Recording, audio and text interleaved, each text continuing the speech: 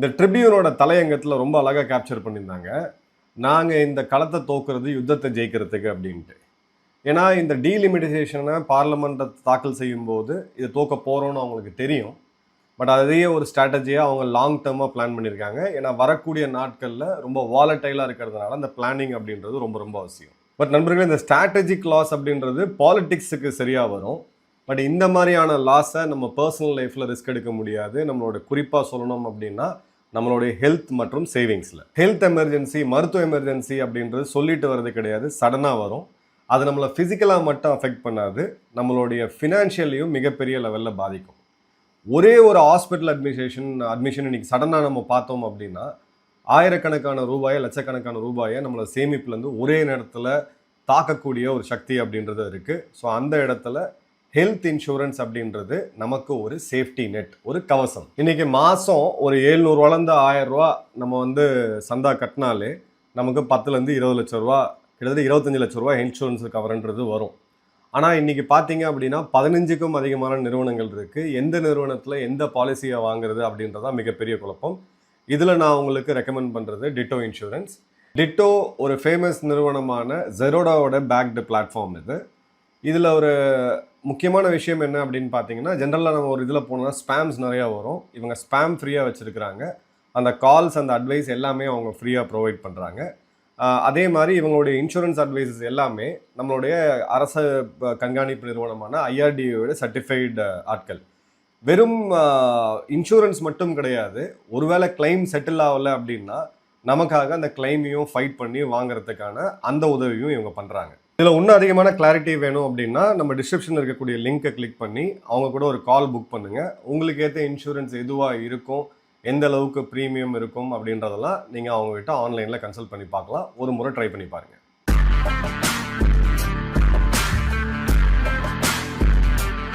வணக்கம், ஜெயஹிந்த். வளைகுடா நாடுகளுக்கு நடக்கக்கூடிய யுத்தம் அப்படின்றது ஒரு கிட்டத்தட்ட லாஸ்ட் ஒரு 50 நாளாக ஹெட்லைன்ஸை கேப்சர் பண்ணி வச்சுருந்தாங்க. இப்போ லாஸ்ட் ஒரு 3 நாட்கள் பார்த்தீங்க அப்படின்னா இந்தியாவிலேயே அதிகமாக பேசப்படக்கூடியது டீலிமிட்டேஷன். இந்த மசோதாவை, அதாவது 3 மசோதாவை பாராளுமன்றத்தில் தாக்கல் செய்கிறாங்க. அதற்கான அறிவிப்பை போன வாரம் வெளியிடுறாங்க இப்போ இருக்கக்கூடிய இந்திய அரசாங்கம். முதல் மசோதா அப்படின்றது பெண்களுக்கான இடஒதுக்கீடு 33%. இதை 2023 ஏப்ரலில் பாஸ் பண்ணாங்க. பட் இந்த சட்டம் ஒன்றும் நடைமுறைப்படுத்தப்படலை. செகண்ட் என்ன அப்படின்னு பார்த்தீங்கன்னா டீலிமிட்டேஷன் ஆஃப் ஸ்டேட்ஸ். மூணாவது என்ன அப்படின்னு பார்த்தீங்கன்னா யூனியன் பிரதேசங்கள்னு சொல்லக்கூடிய அதோட டீலிமிட்டேஷன். இப்போது இதில் இருக்கக்கூடிய பாலிட்டிக்ஸ் அப்படின்றது 2 விதமாக இருக்குது. அதாவது டீலிமிட்டேஷனை மக்கள் தொகை பேசிஸில் பண்ணோம் அப்படின்னா, இப்போ கடைசியாக நம்ம சென்சஸ் எடுத்தது 2011, 2021 எடுத்திருக்கணும். கோவிட் அதுன்னு சொல்லி இப்போ தான் சென்சஸை மீண்டும் ஆரம்பிச்சிருக்காங்க. ஸோ இப்போ மத்திய அரசாங்கம் சொல்கிறது 2011 சென்சஸ்ஸு கடைசியாக நம்மக்கிட்ட இருக்கக்கூடிய டேட்டா. பட் இந்த சென்சஸ் படி பண்ணோம் அப்படின்னா இதுக்கு முன்னாடி இருக்கக்கூடிய பெஞ்ச்மார்க்கு 1970. அப்போ அந்த காலகட்டங்களுக்கு பிறகு நாம் இருவர் நமக்கு இருவர், நாம் இருவர் நமக்கு ஒருவர்னு சொல்லி நம்மளுடைய பாப்புலேஷனை கண்ட்ரோல் பண்ணுறதுக்கான திட்டங்களை மத்திய அரசுகள், மாநில அரசுகள் எல்லாமே கொண்டு வந்தாங்க. அதில் தெற்கில் இருக்கக்கூடிய மாநிலங்கள் கணிசமான அளவுக்கு பாப்புலேஷனை கம்மி பண்ணியிருக்கிறாங்க. வடக்கில் இருக்கக்கூடிய சில மாநிலங்களுடைய பாப்புலேஷன் அப்படின்றது இன்னமும் சராசரியை விட கொஞ்சம் அதிகமாக இருக்குது. பாப்புலேஷனை எப்படி கண்ட்ரோல் பண்ணுறாங்க அப்படின்றதோட மெஷர் என்ன அப்படின்னு பார்த்தீங்கன்னா டிஎஃப்ஆர் அப்படின்னு சொல்லக்கூடிய டோட்டல் ஃபர்டிலிட்டி ரேட். ஒரு பெண் இந்தியாவில் பிறந்து அவங்க அந்த வாழ்நாள் அவங்க வாழ்காலத்தில் வாழக்கூடிய காலத்தில் எத்தனை குழந்தைகள் பெற்றுக்க முடியும்னு சொல்லி. இப்போ 2.3 அப்படின்றது நம்ம பாப்புலேஷனை அப்படியே மெயின்டைன் பண்ணுறதுக்கான ஆவரேஜ். அதுக்கு கீழேயும் போகக்கூடாது, அது மேலேயும் போகக்கூடாது. பட் இந்த மெஷரில் நம்ம எடுத்தோம் அப்படின்னா நமக்கு வரக்கூடிய சீட் அப்படின்றது கம்மியாகும். ஏன்னா நம்ம தெற்கில் இருக்கக்கூடிய மாநிலங்கள் அநேகமாக இந்த பாப்புலேஷனை கம்மி பண்ணியிருக்காங்க. ஸோ இந்த பாயிண்ட் மட்டும் அப்படி வேகாக இருந்துச்சு. இதை குறிப்பாக தமிழக முதல்வர் திரு மு.க. ஸ்டாலின் அவர்கள் ரொம்ப கடுமையாக எதிர்த்தார். அதன் பிறகு இந்த பில் பாராளுமன்றத்தில் டேபிள் பண்ணுறாங்க, விவாதத்துக்கு வருது. விவாதத்துக்கு வரும்போது அங்கே ஒரு பெரிய ட்விஸ்ட் நடக்குது. அது என்ன அப்படின்னா, மக்கள் தொகை அடிப்படையில் நாங்கள் போக போகிறது கிடையாது. மக்கள் தொகை அடிப்படையில் போனால் இந்த பாப்புலேஷனை சரியாக கண்ட்ரோல் பண்ண மாநிலங்களை அது பனிஷ்மெண்ட் கொடுக்குற மாதிரி ஆகிடும். அதனால் நாங்கள் ப்ரொபோர்ஷனேட் பேசிஸில் போக போகிறோம் அப்படின்ட்டு. ப்ரொபோர்ஷனேட் பேசிஸ்னால் என்ன அப்படின்னா, ஒரு மாநிலத்துக்கு 50% எம்பிக்களை நாங்கள் அதிகப்படுத்துவோம். இப்போ தமிழ்நாட்டில் 39, பாண்டிச்சேரி 40. ஸோ 50% அதிகப்படுத்தும் போது 40லேருந்து 60க்கு போகும். எக்ஸாக்டாக 51 கொஞ்சம் சதவீதம். ஏன்னா அந்த அரை இதை வந்து நீங்கள் ரவுண்ட் ஆஃப் பண்ணி ஒரு எம்பியாக அதில் வந்து கொண்டு வரணும். இப்போ யூபி எடுத்தீங்க அப்படின்னா பெஞ்ச்மார்க் பண்ணும்போது 80லேருந்து 120க்கு போவோம். தமிழ்நாடு வந்து 40லேருந்து 60க்கு போவோம். வெஸ்ட் பெங்கால் எல்லா மாநிலங்களும் இதே ஃபாலோ பண்ணும். பட் இப்போது டெல்லி எடுத்தீங்க அப்படின்னா அவங்களுக்கு இதில் வந்து ஒரு பாதிப்பு வரும். ஏன்னா டெல்லியோடைய இப்போ இருக்கக்கூடிய மக்கள் தொகை எடுத்து நம்ம பார்த்தோம் அப்படின்ற போது மக்கள் தொகை அதிகம். 70களில் பெஞ்ச்மார்க் பண்ணாலே இங்கே அதிகம். ஆனால் 6 தொகுதிகள் தான் எம்பி தொகுதிகள் தான் டெல்லிக்கு இருக்குது. இதெல்லாம் ஆவரேஜ் அவுட் பண்ணி இருக்கக்கூடியதை எந்த டிஸ்டர்பன்ஸும் பண்ணாமல் இதை 50% ஸ்ட்ரெயிட்டாகவே நாங்கள் கொண்டு வருவோம் அப்படின்னு சொல்லி சொல்கிறாங்க. குறிப்பாக இதோடைய சப்ஜெக்ட் எக்ஸ்பர்ட் உள்துறை அமைச்சர் திரு அமித்ஷா அவர்கள்.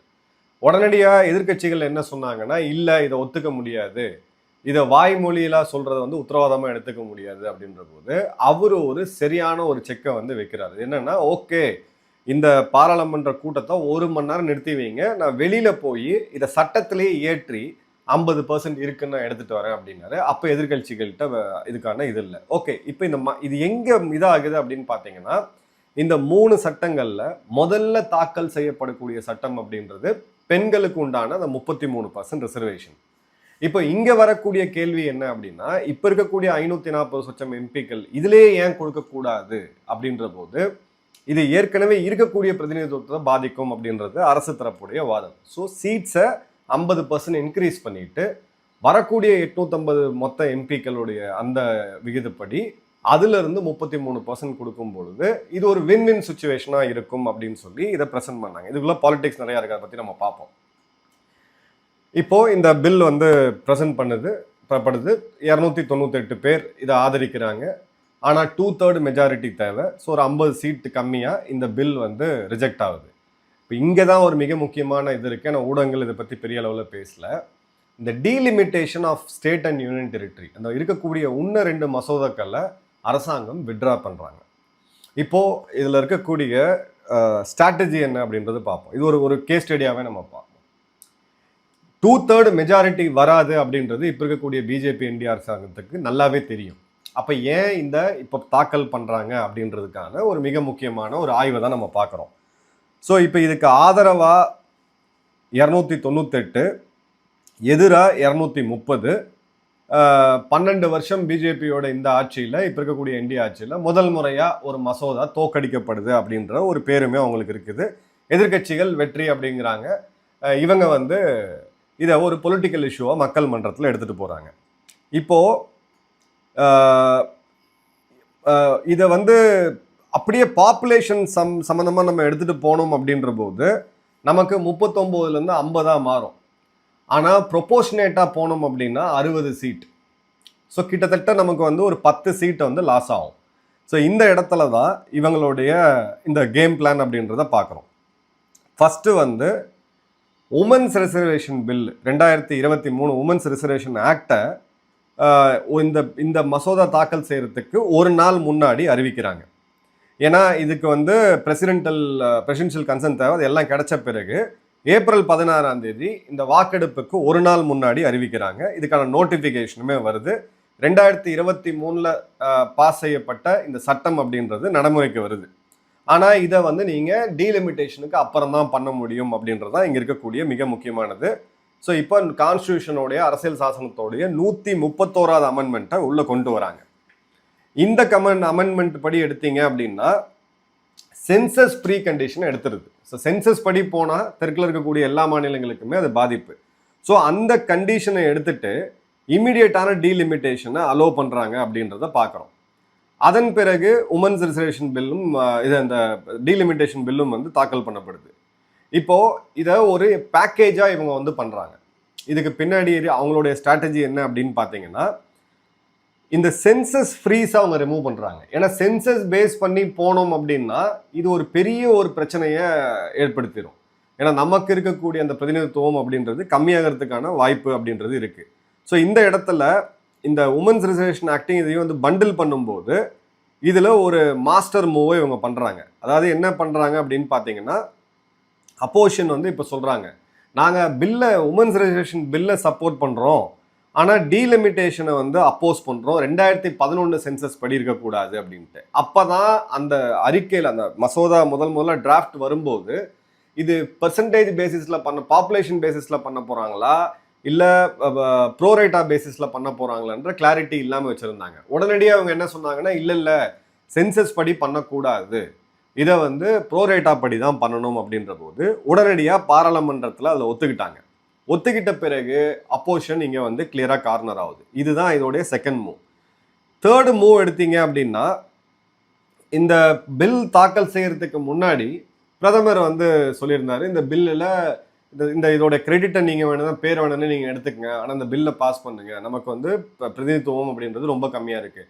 இப்போது உமன்ஸ் ரெப்ரசன்டேஷன் பார்லிமெண்ட்டில் அப்படின்னு சொல்லி சர்வதேச அளவில் நம்ம பார்த்தோம் அப்படின்னா 100 நாடுகளுக்கு தாண்டி நம்ம இருக்கோம். உலகத்தோடைய நம்பர் 1 ஜனநாயக நாடு.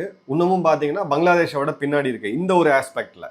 ஸோ அப்போ இதை வந்து ஒரு பொலிட்டிக்கல் கார்டை முதல்ல அவர் போட்டுறாரு, கார்னர் பண்ணுறாரு, நீ வந்து இதை சப்போர்ட் பண்ணணும். ஒருவேளை எதிர்கட்சிகள் இதை சப்போர்ட் பண்ணி இந்த பில் பாஸ் ஆயிருந்ததுன்னா ஆப்வியஸாக இதோடைய முழு கிரெடிட்டுமே பார்த்தீங்க அப்படின்னா பிஜேபிக்கு போயிருக்கும்.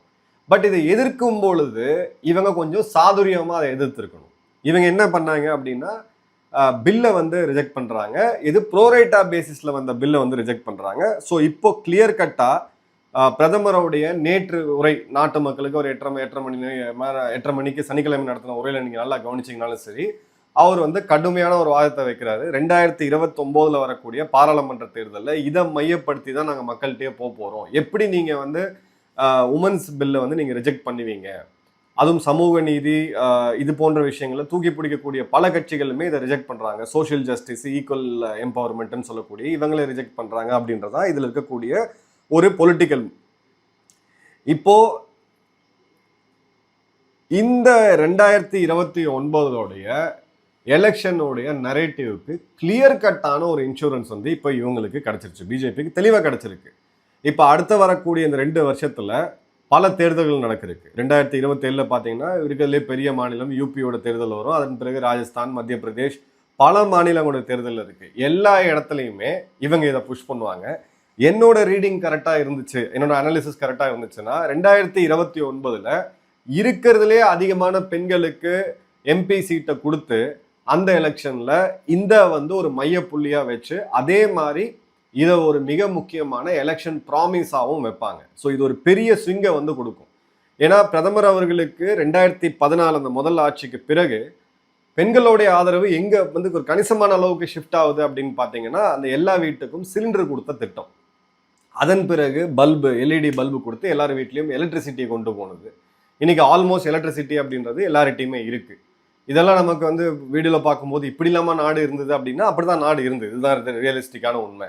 அதன் பிறகு வறுமையிலிருந்து ஒரு கிட்டத்தட்ட ஒரு 30 கோடி பேரை வெளியில் எடுத்தது. பல நாடுகளுடைய மக்கள் தொகையை விட அதிகமான வறுமையில் இருந்த மக்களை வெளியில் எடுத்திருக்கோம்.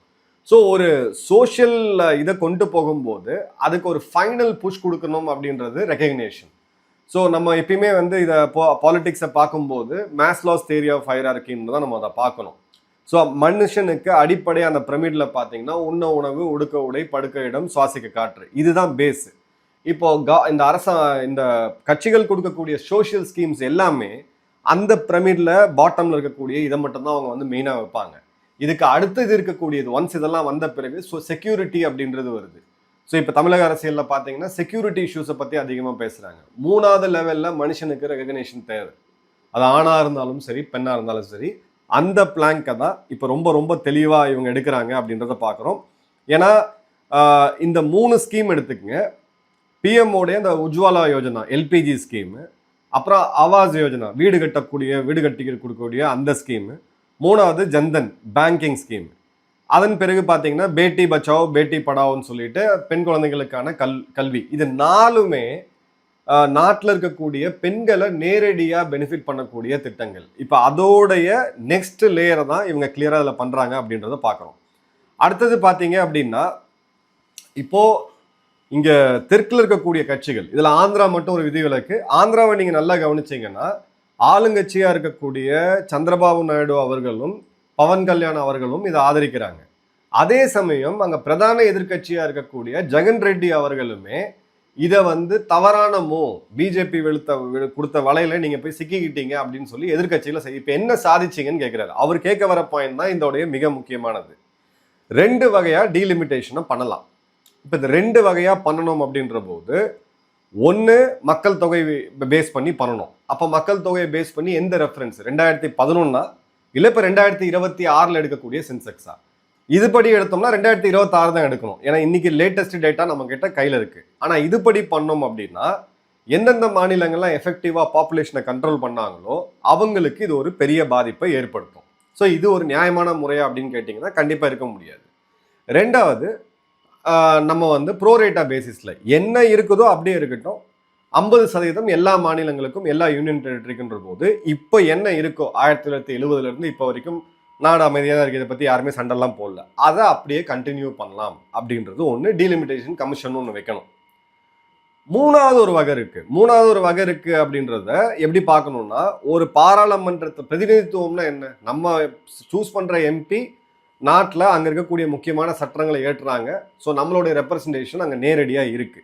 இன்னொன்று என்ன அப்படின்னு பார்த்தீங்கன்னா ராஜ்யசபா. ஸோ அமெரிக்காவில் இருக்க மாதிரி லோக்சபாவில் பாப்புலேஷனை வச்சு கொடுத்துட்டு ராஜ்யசபாவில் ஸ்டேட்டுக்கு எவ்வளோ இது இருக்குதோ அந்த ஸ்டேட்டுக்கு உண்டான ரெப்ரசன்டேஷனை கொடுக்கலாம். இது கொஞ்சம் காம்ப்ளெக்ஸ் ஆனது, இதுக்குள்ளே இன்னும் போய் டிபேட் பண்ணணும், கான்ஸ்டியூஷனல் எக்ஸ்பர்ட்ஸ் இருக்காங்க. பட் இது ஒரு ஆப்பர்ச்சுனிட்டியாக இப்படி ஒரு வாய்ப்பு இருக்கிறதையும் நம்ம பார்க்குறோம்.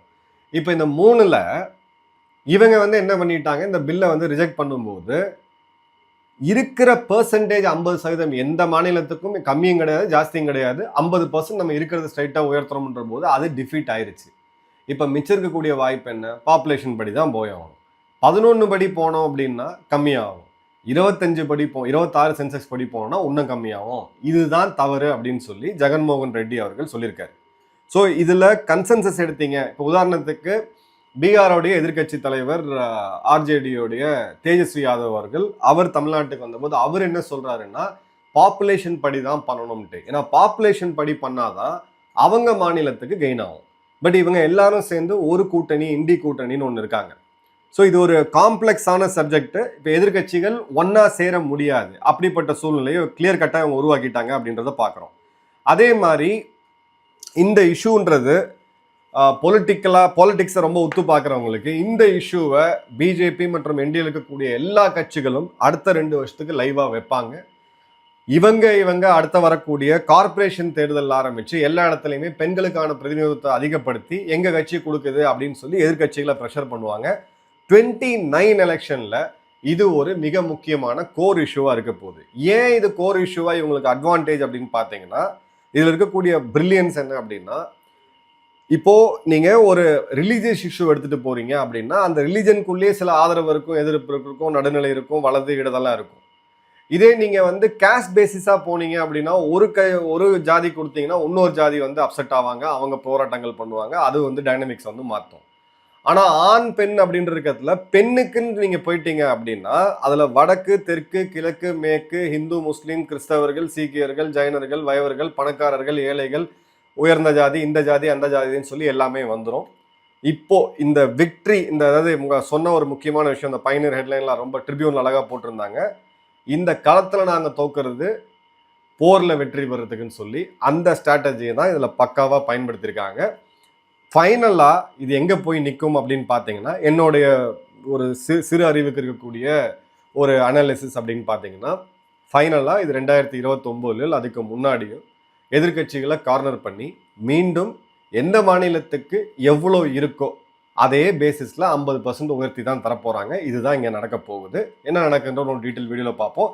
நிறைய பேர் இந்த சப்ஜெக்டை கேட்டீங்க அப்படின்றதுக்காக தான் ஒரு மிக முக்கியமான நம்மளுடைய டொமஸ்டிக் பொலிட்டிக்கல் இஷ்யூ எடுத்து பேசுறோம். உங்க கமெண்ட்ஸ் கமெண்ட் பாக்ஸ்ல போடுங்க. நன்றி, வணக்கம், ஜெயஹிந்த்.